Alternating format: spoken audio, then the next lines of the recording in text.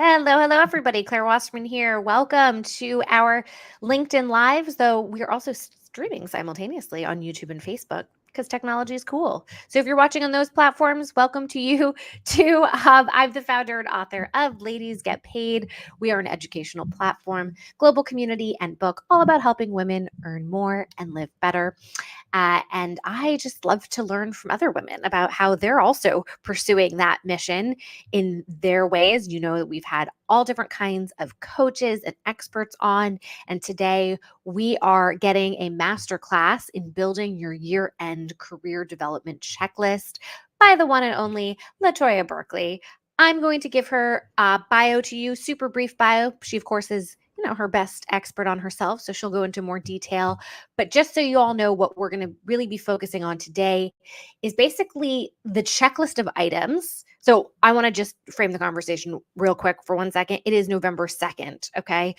That's scary. I didn't realize we were this close to the end of the year. So thank goodness LaToia is here because she's going to just give us what do we need to be asking ourselves in these final months and weeks, or whenever you're watching this, to make sure that we're really set up for success in regards to our professional destiny. Now, LaToia Burkley, she is the founder of Your Big Debut, a coaching and consulting firm helping women navigate their career futures with clarity and increased confidence so that they can define success on their own terms. She is known for executive coaching, leadership development, career coaching and inclusion, diversity, equity, and belonging. Thank you so much for being here.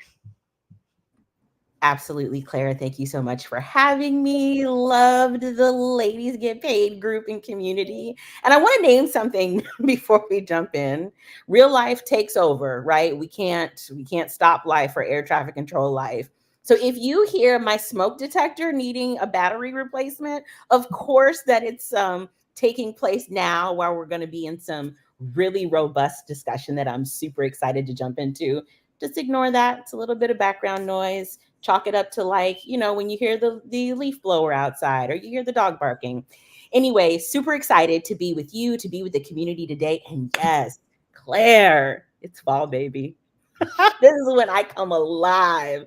As someone who is morbidly afraid of insects, hates to be hot, when we get to like 62 degrees, I feel like it's a brand new day. Bring on daylight savings changes, like all of that. This is my jam. I love boots. I love cardigans. And when I say I love cardigans, I love cardigans. Anyone who knows me knows I love tea. I love all hot beverages. And so to me, October, November, and I would say like maybe half of December, this is the perfect storm for me to just get in my jam and do what I do best. And thank you so much for alluding and nodding to some of my professional expertise. My thought partnership really is the journey in the career swim lane for women professionals, specifically women of color. I have a lot of clients that are signaled to the consultancy who are looking for, I would say, a whole host of things, but they really boil down into some various sectors or segments. Obviously, career development. And when we say career development, we're talking about clarity, confidence. We're talking about identification of transferable skills. What's my jam? What are my strengths, right? Looking for some career pathing.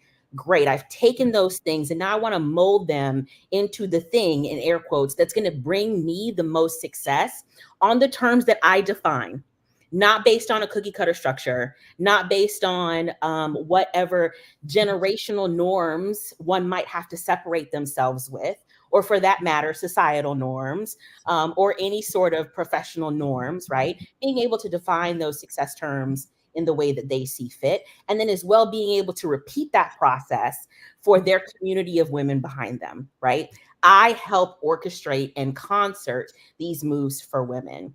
I love to talk about burnout and burnout recovery and how we can start to build some anti-burnout tactics. I love to lend my talents and my expertise when it comes to, hey, is it time to step back from your professional journey? How do we take inventory on our energies? How do we really do our best work in a way that serves us so that we can continue to serve our communities? Really helping women serve at their highest level of self so that they can continue to build and push that energy within their communities. I want to stop right there, and I just want to take a pulse on, when you hear me say all those words, Claire, what comes up for you? Yes, yes, yes, yes, yes, yes, yes. And also, and this is the case with many coaches, but I have a feeling it definitely is for you. This must have come from a personal place, right? Especially the focus on burnout. What was your story that led you to want to specialize in this area? Woo, former perpetrator of Yeah. all things overwork.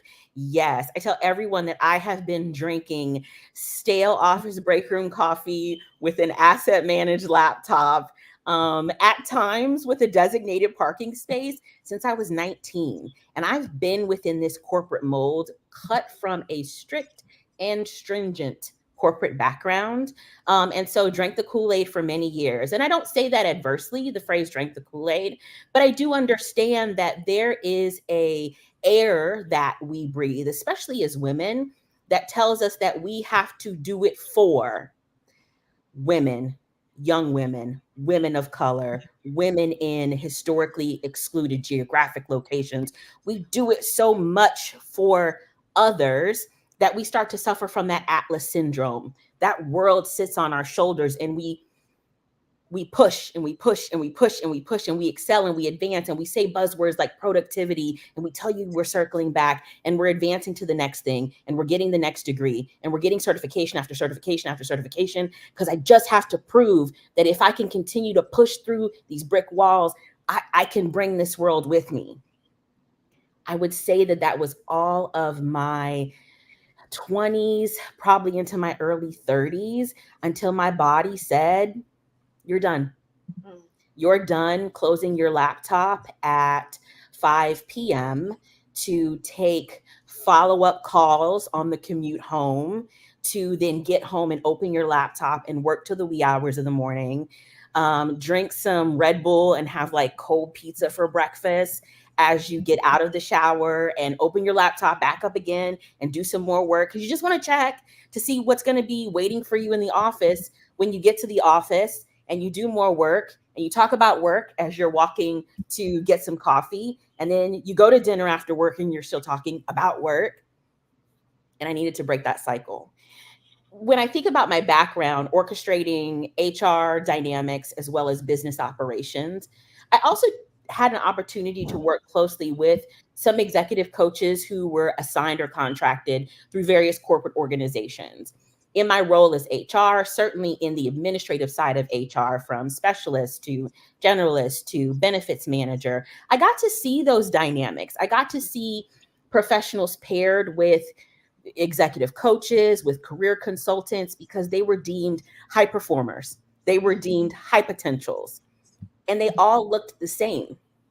And they were typically knocking on middle-aged to middle-aged white men who were advancing their careers. But when I found that women in organizations being assigned to some sort of career professional, be it an executive coach or otherwise, they were either being managed out, or they didn't know it and they were on their way to being terminated, or there was some sort of conformity that needed to take place. We needed to groom Emily to get into this role, and we're going to use an executive coach to do so.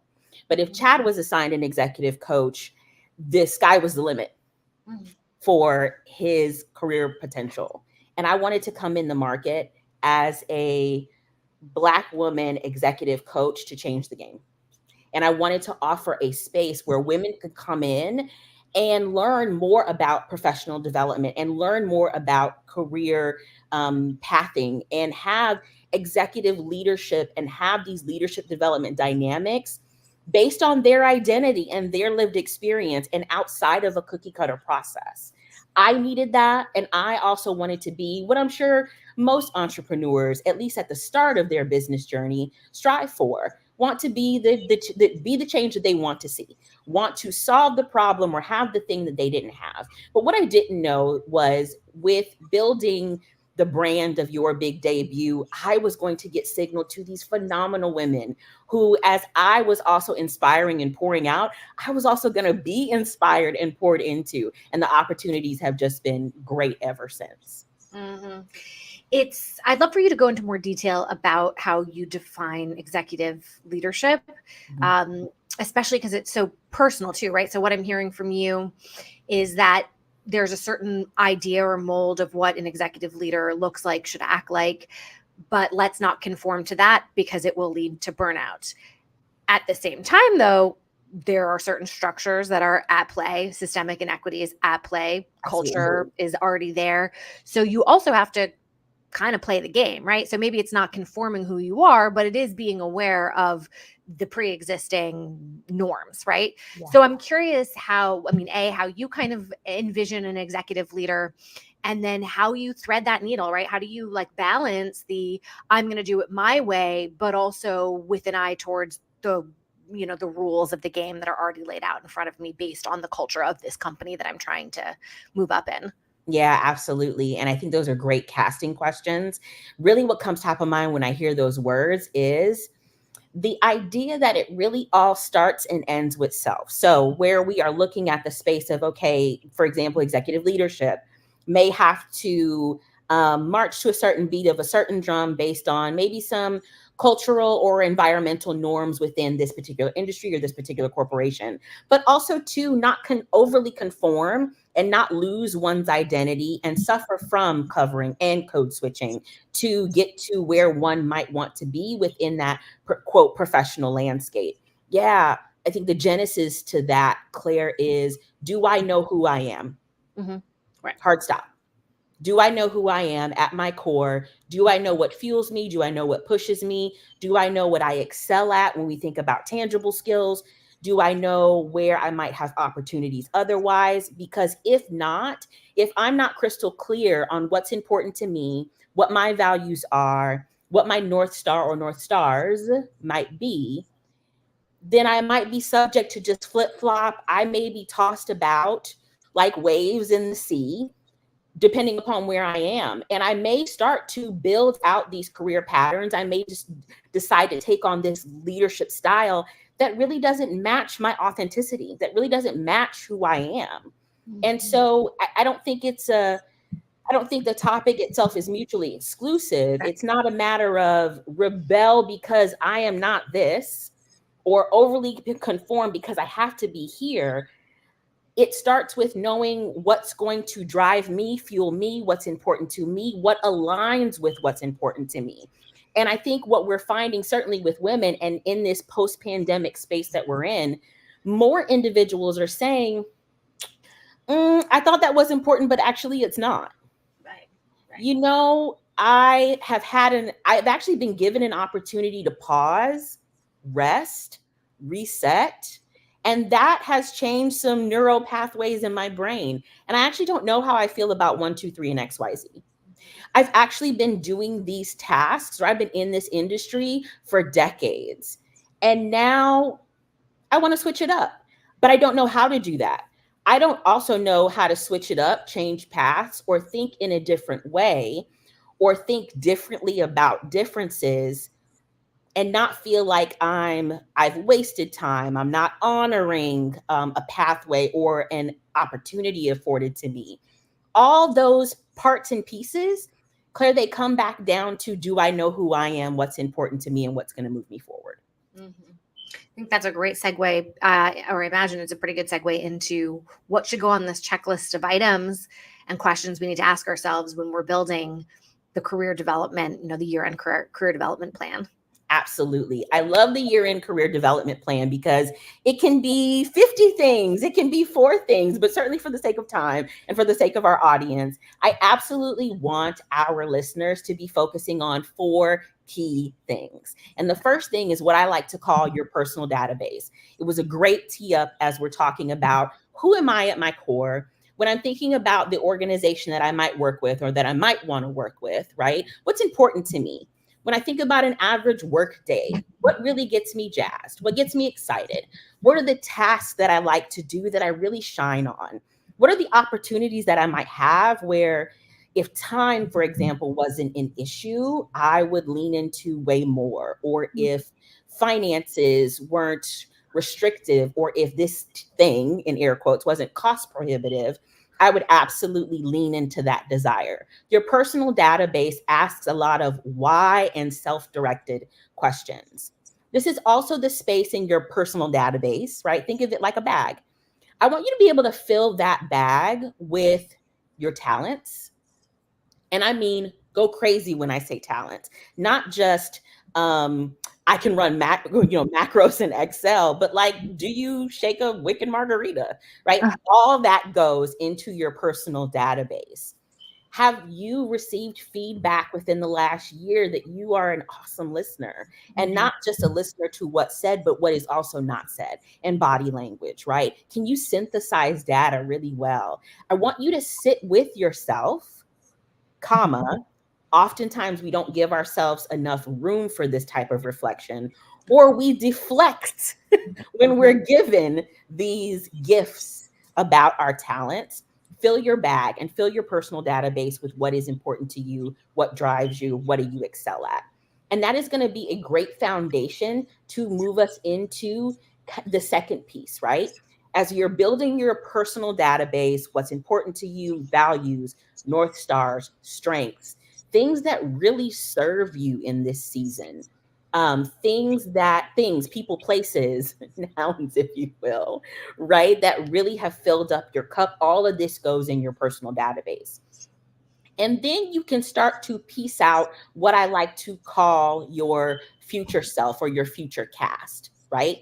In your future self, as you're casting that vision, you see what your strengths are. You see what your at a girl or at a person is, right?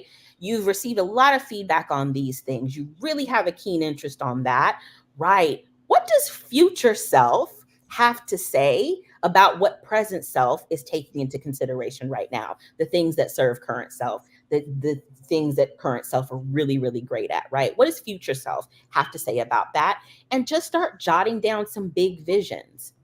You might have identified that, yeah, actually, in all the roles I've ever worked in, I synthesize data really good.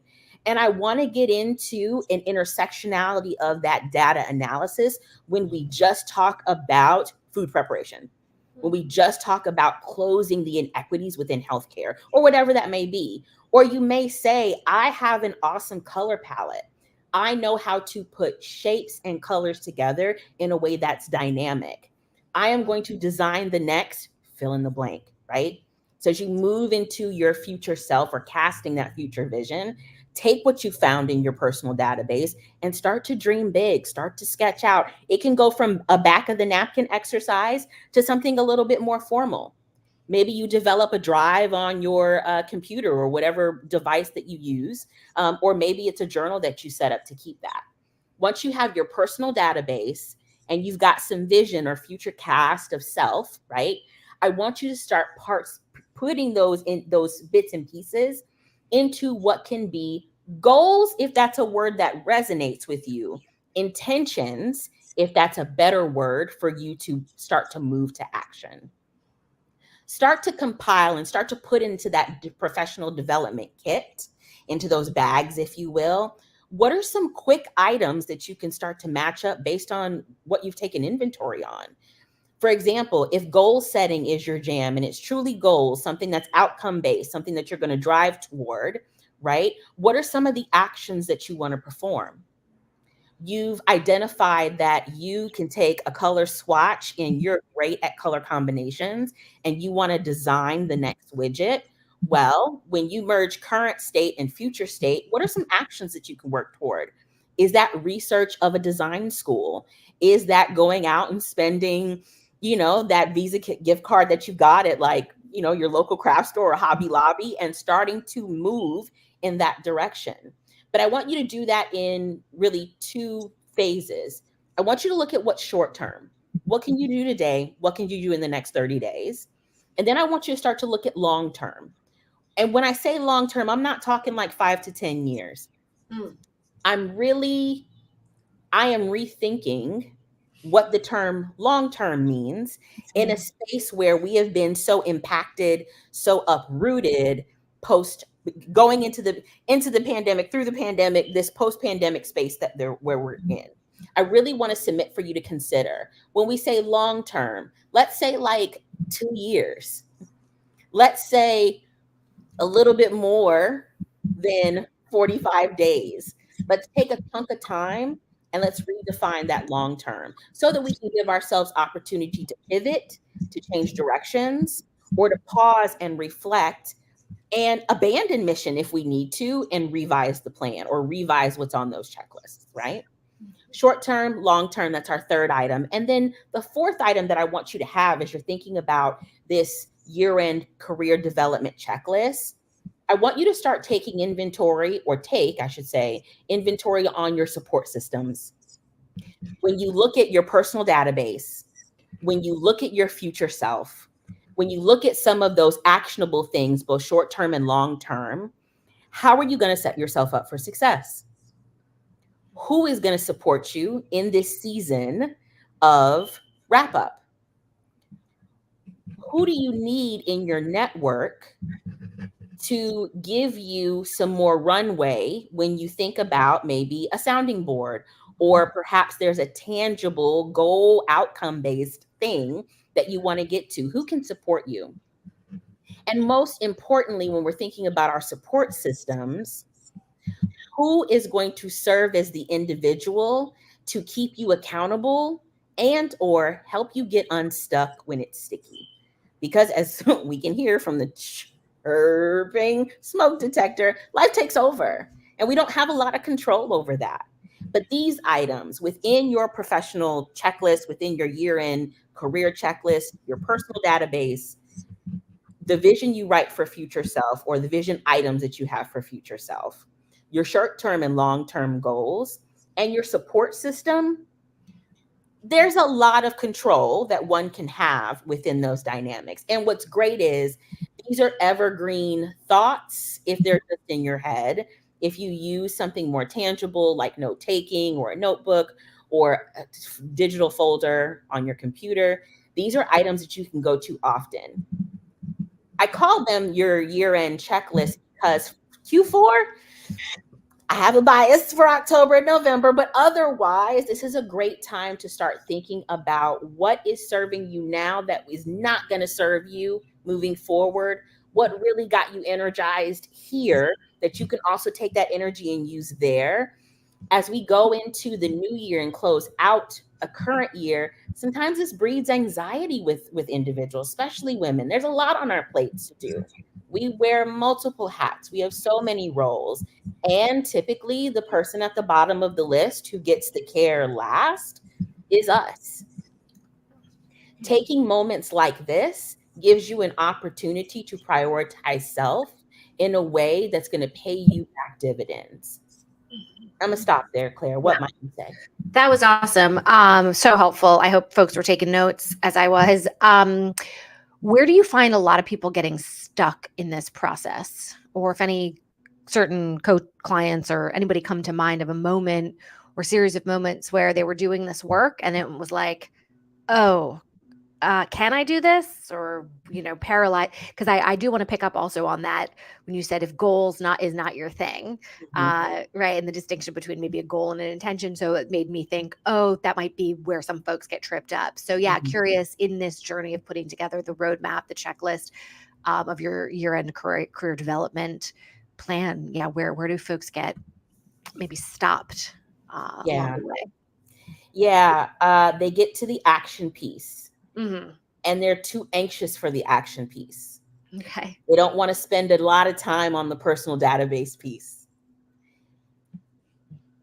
The questions are asked like, what's your jam? What gets you energized? When do you feel that you're your best self throughout the day? Is it in the morning? Is it in the evening? Is it in the afternoon? If money was no issue, COVID was no issue, geography was no issue, what would you be doing today?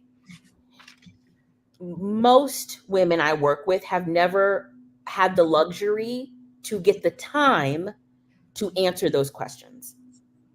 And so when we sit in session together and we start to go a little bit deeper than what one might be used to, they're ready to go to action because that's something I can do and I can deflect from.